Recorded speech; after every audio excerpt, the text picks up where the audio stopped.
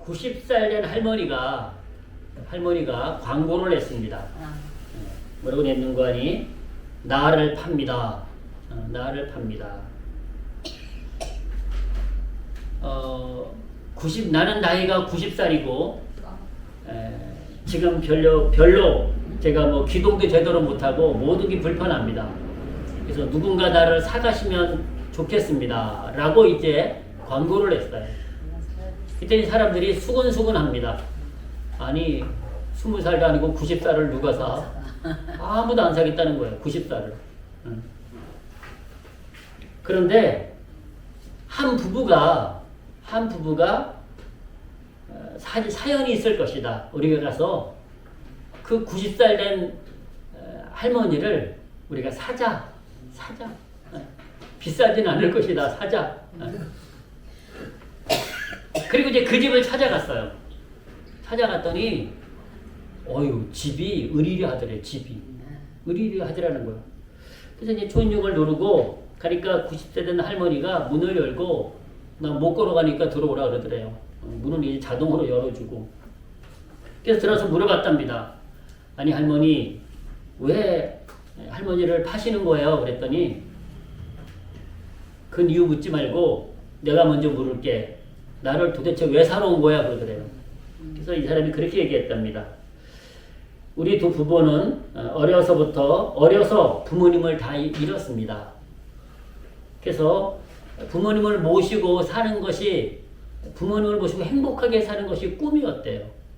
그래서 90세 된 할머니지만 어머니로 살 수만 있다면 사고 싶어서 왔습니다. 그렇게 얘기했다고 합니다. 제가 교훈적인 이야기를 택한 이유가요. 요즘은 참 너나 없이 시어머니들도 같이 사는 거 싫어하고요. 며느리들도 같이 사는 거 싫어하는 시대가 돼버렸습니다.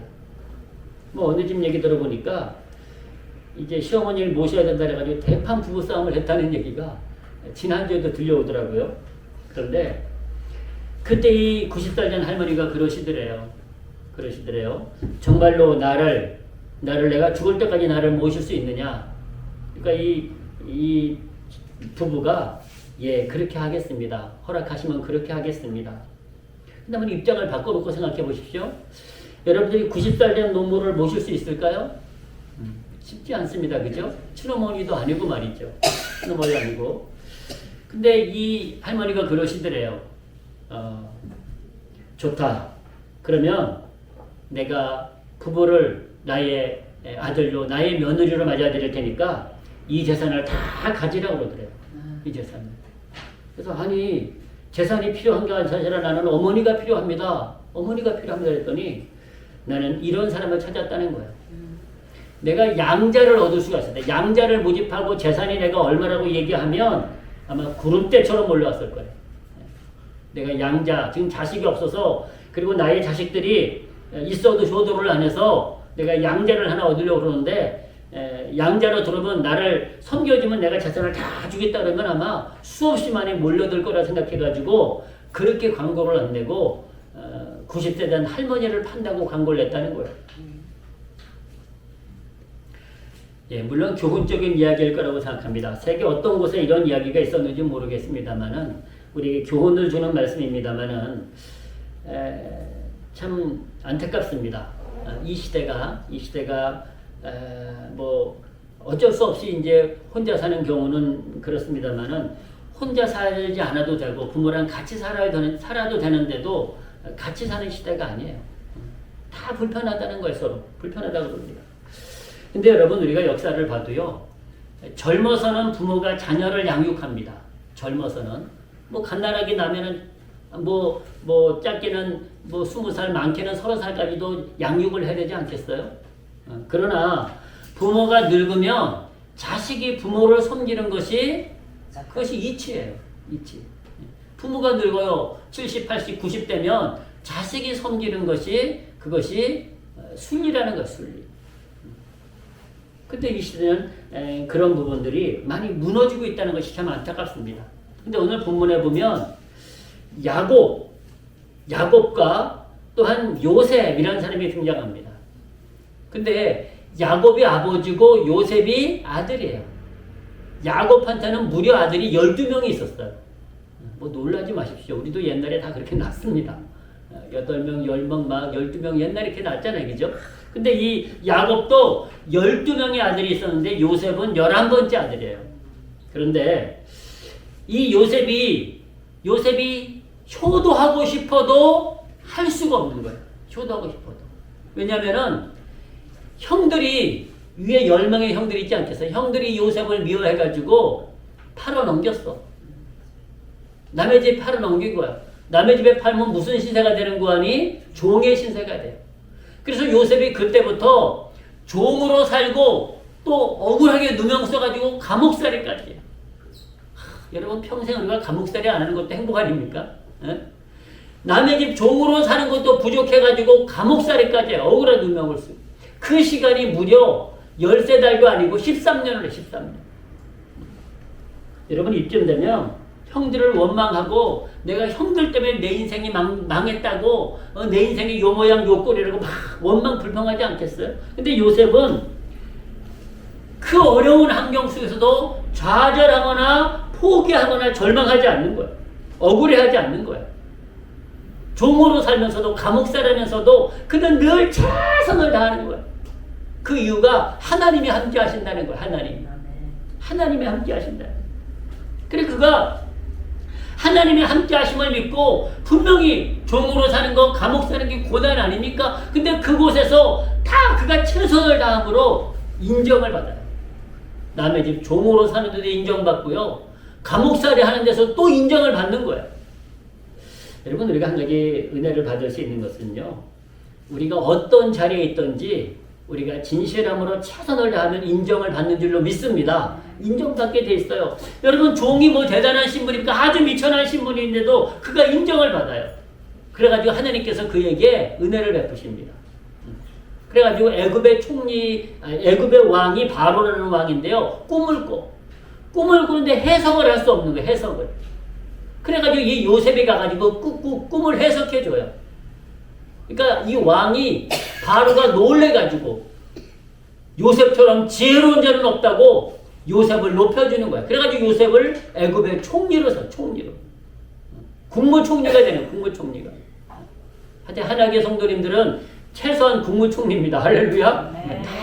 근데 그래가지고 애굽의 총리가 되니까요. 그동안은 효도하고 싶어도 할 수가 없었어요. 하고 싶어도. 왜? 아버지를 떠나 있었으니까. 남의 집 종살이 하랴, 뭐 감옥살이 하랴. 그러니까 효도하고 싶어도 할 수가 없었어요. 무려 그가 형들한테 팔려가지고 남의 집 종살이하고 감옥살이하고 또 애굽의 총리로 있는 기간이요. 22년에서 23년 정도. 20년이 넘어요. 20년. 근데 기회가 왔습니다. 효도할 수 있는 기회가 온 거예요. 자, 요셉이 애굽에 뭐가 된다고요? 애굽의 총리가 돼요. 국무총리가 돼요. 근데 그것도 실권자. 그냥 이름만 총리가 아니라 권세가 있는 모든 것을 그 나라의 재반사항을 통치할 수 있는 총리가 되는 거예요. 그러니까 요셉이 이제 비로소 효도할 수 있는 기회가 온 거예요. 그런데 이때 이 지역에 극심한 가뭄이 듭니다. 극심한 가뭄이 들어요. 얼마나 큰 가뭄인고 하뇨. 사람들이 먹을 것이 없는 먹을 것이. 근데 여러분 요셉 때문에 애굽이라는 나라는 창고마다 곡식이 가득 쌓아놓은 거예요. 풍년이 들었을 적에 미리미리 저축을 해놓은 거예요. 여러분 이런 지혜가 필요합니다. 우리가 사시면서도요. 우리가 살다 보면 풍년도 들고 흉년도 들지 않습니까? 풍년이 들 때 흉년을 준비하는 지혜가 필요하다는 거예요. 흉년이 들 때를 준비해야 돼요. 풍년이 들 때 마구 쓰다 보면 안 된다는 거예요. 이런 지혜가 우리에겐 필요합니다. 그래 요셉의 지혜 때문에 이 애굽이라는 나라는 7년 대흉년이 들었는데도 먹을 식량이 풍족한 거예요. 그러니까 주위에서 식량을 사러 다 애굽으로 몰려들었어요. 애굽으로 몰려들었습니다. 근데 누구도 안 능구하니 이 요셉의 형들도 먹을 것이 없으니까 애굽으로 식량을 사러 온 거예요. 근데 요셉은 보자마자 알았어요. 자기 형제들이라는 걸 알았어요. 자기를 팔아먹은 형제들이라는 걸 알았어요. 근데 형들은 몰라요. 왜냐면 총리가 너무 높다 보니까 고개를 쳐들고 쳐다볼 수가 없어. 애굽의 총리시여 우리가 식량을 사랑한다. 고개를 숙이고 얼굴을 쳐다볼 수가 없는 거예요. 그 형들은 몰라요. 요셉이 그 형들의 모습을 바라보고 형들을 알아보는 거예요. 그리고 안부를 묻습니다. 누구 안부를 묻는지 아십니까? 아버지 안부를 물어요. 아버지가 살아계십니까? 아버지 안부를 물어요. 그리고 이제 다시 또 두 번째 또 만났을 적에는요, 형들에게 그럽니다. 아직도 잘 몰라. 근데 오늘 본문에서 비로소 이제 형제들이 서로 알아보는데요. 이 요셉이 그럽니다. 요셉이 뭐라고 하는 거아니요? 지금 가나안 땅에 있으면 다 굶어 죽습니다. 그러니 그 가족들을 다 애굽 고센 땅으로 인도해 주세요. 그래서 그곳에서 아직도 극심한 흉년이 5년이나 더 하네. 5년이나 더 하기 때문에 이곳에 와서 이 위기를, 이 어려움을, 이 고난을 이겨내라고 그렇게 지시를 합니다. 아버지도 모시고 오세요. 손자들도 모시고, 이제 조카들도 모시고 해서 다 데리고 오세요. 우리가 이곳에서 삽시다 라고 얘기하고 있습니다. 여러분, 오늘 본문이 그 말씀이에요. 자, 다시 한번 보십시오. 오늘 본문을 다시 한번 보십시오. 그 말씀입니다. 당신들은 속히 아버지께로 올라가서 구하기를 아버지 아들 요셉의 말에 하나님이 나를 애굽 전국에 주로 세우셨으니 내게로 지체 말고 내려오사 아버지 아들들과 아버지 손자들과 아버지 양과 소와 모든 소유가 고센 땅에 있어서 나와 가깝게 하소서. 이 고센 땅은 애굽 땅이에요. 그리고 이 고센 땅은요, 수풀이 우거진, 목초가 우거지는 아주 그런 기름진 땅이었습니다. 왜냐면 이들이 양을 치는 목축업을 하는 사람이기 때문에 이 풀이 많아야 되거든요. 그것이 고센 땅이에요. 그래서 이 요셉이 그 땅을 잘 아니까 고센 땅으로 이제 안내를 한 것입니다. 흉년이 아직 5해가 있으니 내가 거기서 아버지를 봉양하리이다. 아버지와 아버지의 가족과 아버지의 모든 족속이 결핍할까 하나이다. 아멘. 다 오라는 거예요. 내가 먹여 살리겠다는 거예요. 여러분, 저같이 못된 사람이면 저 형제들은 오지 말고 아버지만 모시고 오세요. 왜? 자기를 팔아먹은 형제들 아닙니까? 저 같으면 그랬을 것 같아요. 근데 요셉은 뭐라고요? 다 오라는 거예요. 다 오라는 거예요. 다 오라는 거예요. 내가 이렇게 성공했으니 걱정 말고 와서 이 극심한 흉년을 이겨내십시오. 라고 지금 가족들을 다 초청하고 있습니다. 자기를 팔아먹은 형제들을 요셉은 조금도 미워하지 않았어요. 조금도 미워하지 않았어요. 여러분, 이것이 쉬웠을까요? 아버지만 돌볼 수 있었어요. 자기를 팔아먹은 형제들이 뭐 좋다고 돌보고 싶겠어요. 근데 아버지만 돌보는 것이 아니라 모든 가족들을 다 돌보는 거예요. 모든 가족들. 요셉이 그럴 능력이 되잖아요. 지금 그럴 능력이 되지 않습니까? 아무도 미워하지 않았습니다. 그리고 요셉은요, 그가 고생한 것도 그가 지금 가족들을 섬길 수 있는 것도 다 하나님의 섭리와 축복이라고 믿었어요. 하나님의 섭리와 축복이라고. 자, 우리 좀 더 보십시오. 45장 5절부터 한 번 더 보시겠습니다. 이렇게 요셉이 말을 합니다. 당신들이 나를 이곳에 팔았으므로 근심하지 마소서, 한탄하지 마소서. 하나님이 생명을 구원하시려고 나를 당신들 앞서 보내셨나이다. 이 땅에 2년 동안 흉년이 들었으나 아직 5년은 기경도 못하고 추수도 못할지라. 하나님이 큰 구원으로 당신들의 생명을 보존하고 당신들의 후손을 세상에 두시려고 나를 당신들 앞서 보내셨나이다. 그런즉 나를 이리로 보낸 자는 형제들이 아니요 하나님이시라. 아멘. 하나님이 하셨다고. 그 종로로 감옥살이 그 고생을 했는데도요, 형제들이 팔아먹기 때문이 아니라 하나님이 계획하신 거래요. 하나님이. 그래서 그 형제들을 미워하지 않아요. 그 형제들을 다 챙깁니다. 만약에 이 요셉이 형제들이 괘씸해가지고 형제들은 그냥 굶어 죽든 말든 버려두고 아버지만 봉양했다면 그 아버지가 행복했을까요? 아버지 마음은 또 남은 자식들 때문에 얼마나 마음이 아팠겠냐고요.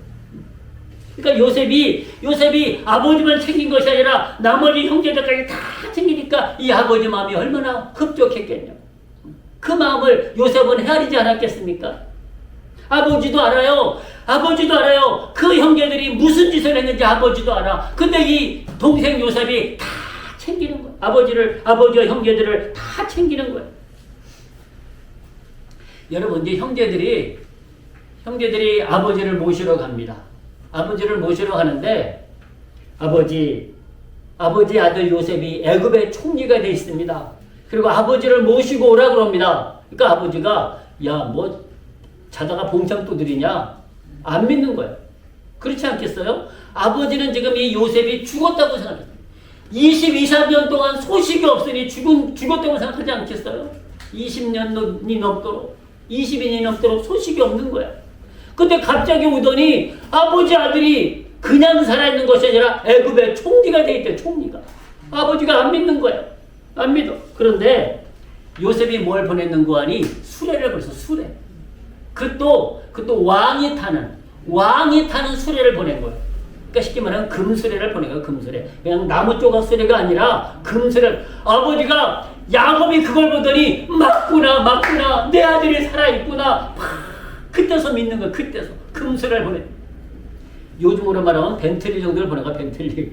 고급 승용차를 보내. 고급 막 몇 억짜리 승용차를 보내고 한 10억짜리 승용차를 보내고 요즘으로 말하면. 자, 그 말씀을 하고 계세요. 한 번 더 보실까요, 우리? 45장 25절에서 한 번 더 보십니다. 이렇게 말씀하세요. 잘 보십시오. 그들이 애굽에서 올라와 가나안 땅으로 돌아가서 아비 야곱에게 이르러 구하여 가로되 요셉이 지금까지 살아 있어 애굽 땅 총리가 되었더이다. 지금 자식들이 아버지한테 보고하는 거야. 그랬더니 야곱이 그들을 믿지 아니하므로 기색하더니 그들이 또 요셉이 자기에게 부탁한 모든 말로 그 아비에게 구하매 그 아비 야곱이 요셉의 자기를 태우려고 보낸 수레를 보고야 기운이 소생한지라. 이스라엘이 가로되, 이 이스라엘은 야곱이에요. 야곱이 가로되 조카도다 내 아들 요셉이 지금까지 살았으니 내가 죽기 전에 가서 그를 보리라. 아멘. 그때서야 믿는 거야. 그때서야. 막 금수를 보고서야 믿는 거예요. 그때서. 그래서 그가 금수레를 타고 아버지가 금수를 타고 이제 요셉을 만나러 애굽으로 갑니다. 애굽으로 가요. 여러분, 죽었다고 생각했던 아들이 22년이 넘어서 만나는 이 장면 말이죠. 여러분, 우리도 이상가족 상봉하는 거 참 많이 보지 않았습니까? 그러면 서로 형제인 거 자기라고 부모인 거